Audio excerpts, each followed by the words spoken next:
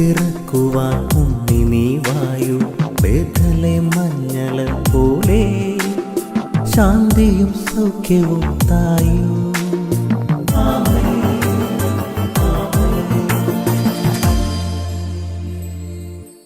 യേശുവിൻ്റെ ഏറ്റവും പ്രിയമുള്ള കുഞ്ഞെ, ഹോസിയ 2:23, അവനെ ഞാൻ ദേശത്ത് എനിക്കു വേണ്ടി വിതയ്ക്കും, അവനെ ഞാൻ ദേശത്ത് എനിക്കു വേണ്ടി വിതയ്ക്കും. ഹോസിയ 2:23 വാക്യത്തിൻ്റെ ഒരു ഭാഗം, അവനെ ഞാൻ ദേശത്ത് എനിക്ക് വേണ്ടി വിതയ്ക്കും. എനിക്ക് വേണ്ടി. ദൈവം അഭിമാനത്തോടെ എന്നെയും നിന്നെയും നോക്കി പറയുന്ന വചനമാണ്. ഈ ദേശത്ത് എൻ്റെ വിതയ്ക്കപ്പെട്ട വിത്താണ് നീ.